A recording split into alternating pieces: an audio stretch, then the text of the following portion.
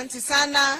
Na sasa tukienda kumalizia, tumkaribishe gavana wa kutoka kule upande wa Nyanza, gavana wa Homa Bay, Gavana Gladys Wanga.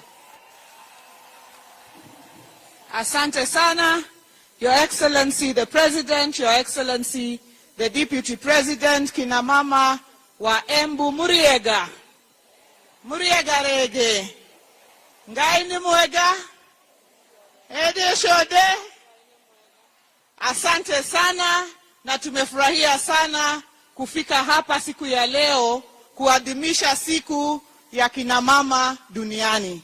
Na sisi tumekuja kusimama na gavana mwenzetu, gavana wa hapa Embu, Gavana Cecily Mbarire, Gavana Karinda, na ameniambia kavinda ni gaka. Na kama si sasa, na nyinyi mko na bahati sana kwa huyu gavana wenu. Jamani, mko na gavana wa bidii. You have a brilliant governor. You have a hard-working governor. You have a super governor.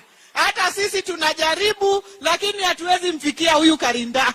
Ile mbio anakimbia na Embu, mimi nimemuuliza Governor Ses, kama kwa mwaka moja unamaliza kazi yote, sasa hii miaka 9 inabaki, utakuwa unafanya kazi gani?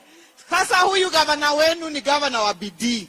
Na mimi ingawaje tuko mirengo tofauti ya siasa, ile shida inapata mama hapa Embu ni sawa na ile shida inapata mama kule Homa Bay. Ndio maana tumekuja pamoja, tushikane chini ya uongozi wa huyu gavana wetu, Gavana Anne Waiguru. Ndio anatushikilia kwa sababu yeye sasa anaenda kumalizia, na yeye anatuguide, anatuonyesha fuata hapa, na tunamuombea akimaliza aendelee kuendelea. Asanteni sana na Mungu awabariki, na asante sana Mheshimiwa Rais kwa kutushikilia kama kina mama.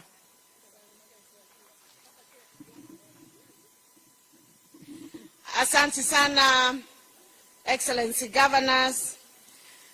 Your Excellency, mine is very brief. On behalf of the 7 governors, first of all, tungependa kukushukuru kwa kuchagua kaunti moja ya kina mama kufanya sherehe hii ya International Women's Day. We don't take